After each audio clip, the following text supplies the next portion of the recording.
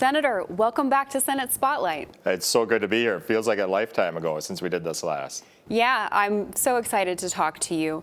Let's start off by talking about current events. Right now, we're seeing an increased federal presence here in Minnesota. Just speaking solely from a Senate perspective, what can be done about that? So these are federal partners that have been around the state for many, many years. I think you see that the operation now has expanded quite a bit. We've brought in the federal agencies have brought in more federal agents to help with the immigration enforcement in the state.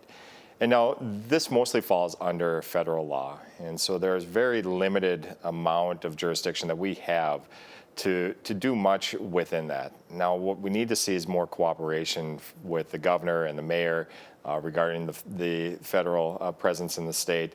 But there is some clarification that we can be doing it from the legislative point of view. And so those are some of the things that we'll probably be working on this session on the areas that we can cooperate and have bipartisan agreements on. But there is so much more that's going on beyond the ice that we've got a busy session coming ahead. Yeah, thank you for that, Senator. I know a lot of people have been asking about that. You mentioned working bipartisanly.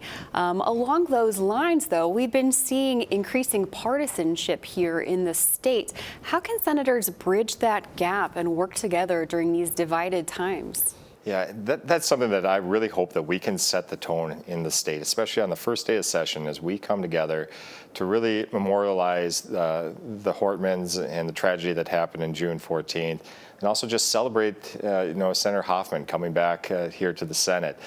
And so hopefully we can set the tone that, yes, we can argue about policy and we can do those sorts of things. But again, let's remain as friends. Let's keep the humanity in politics this session, and that's what I'm really hoping we can do. One of the things that Senator Murphy and I do quite frequently is spend some time together once a week and going for a walk or whatever it may be, and just talking about what we can be doing together, how can we work bipartisanly on the Senate floor and do those things. And so hopefully that continues this year as we start this new session. I love how you said that. It reminds me of one of my favorite phrases, which is about conflict resolution, is that you confront the problem, not each other, right? Yeah. That's how you find those solutions.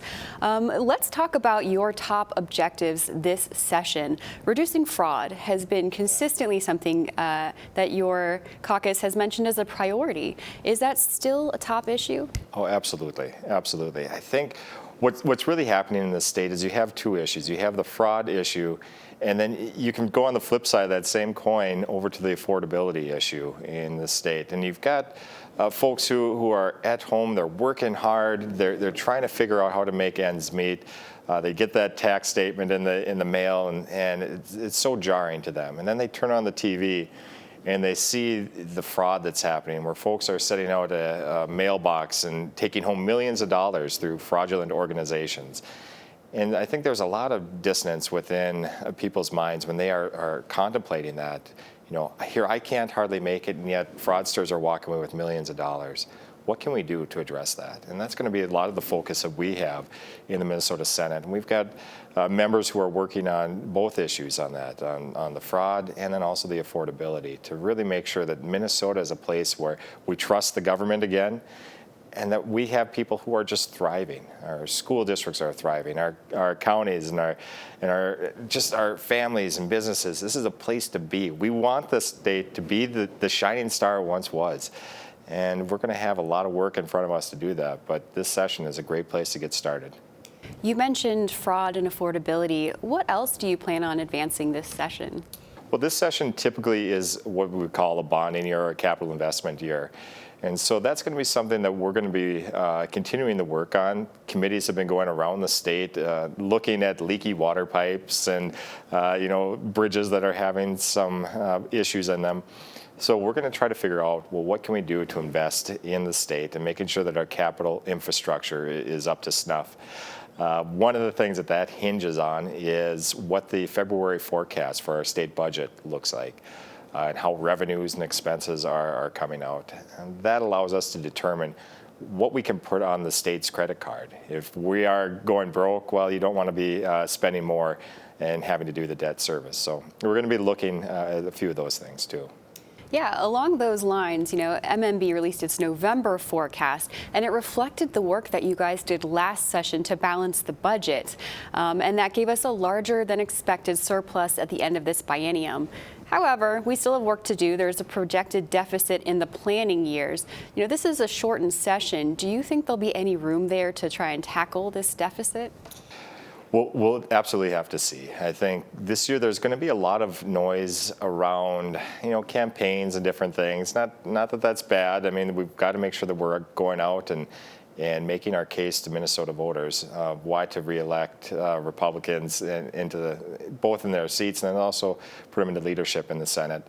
But it's going to be a difficult year to have those conversations about the budget. If we don't do a supplemental budget, there's not a lot of room to address it, but it is concerning when you have a $3 billion deficit remaining out there. We've got to start taking care of that real soon. But it just depends on what that February forecast really looks like. You mentioned the campaigns. So far, more than a dozen senators have announced their plans to retire at the end of this session. And for those who want to continue serving their districts, their campaigns will begin soon if they haven't already started. Will that impact legislating this session? Yeah, it's amazing. I think that number is climbing close to 20 senators at this point that have announced their retirement. And so it really changes the dynamic of the Senate. It's going to be a great year to work together as they're kind of exiting out this year. But, it is a bunch of institutional knowledge that you lose during that. And that's so hard to see on both sides of the aisle. A lot of folks are so good. We lose folks like Warren Limmer, who've been there for 38 years. We also lose Senator Rest, who's been there for 41 years as well, too. And so people that we've come to respect and call friends during that time. So it'll be interesting, but some fresh blood coming into the Senate and new ideas, also very exciting. But what a transitional year for Minnesota Senate as an institution. Speaking of new ideas, during the interim, there was a push to address gun violence. Now that we're back in session, that will be picked up again. Your caucus has called for common sense solutions. What does that look like? Yeah, so Democrats have been very, very focused on guns, and that is their one solution that they have is banning guns and really walking over a Second Amendment right on that in many respects. Minnesota Senate Republicans are really looking at the safety of schools and communities, and that's a more encompassing package of what does that mean? It means mental health issues. It means school safety initiatives. It means making sure that law enforcement has the proper training and equipment to address those things. The gun debate will happen. But I hope that the larger debate of the many different things that we need to be doing to addressing safety is considered on the Senate floor. Okay. Senator, final question for you. I'm wondering, when we get to the end of this session and you're looking back and reflecting, what's one thing you're going to look for to determine if it's been successful? I think so. There are a number of policy issues, of course, that we're going to be looking for in the state, making sure that we are taking care of the basics of what Minnesotans have sent us here. That's what we're here for. Putting transparency on the fraud issue, making sure that we're addressing that and stopping fraud, making sure that we're addressing affordability, making sure that our schools are strong and our communities are strong. But then on more of a personal level within the Senate, it's going to be about relationships, about maintaining those relationships, about creating new ones of bipartisan relationships, and ensuring that the debates are happening in a fair and thoughtful way on the Senate floor. And it's not about campaigns, it's about good policy for Minnesotans. That would be a huge win in my book. Mine as well. Senator, great conversation. Thank you so much for being here. Thank you.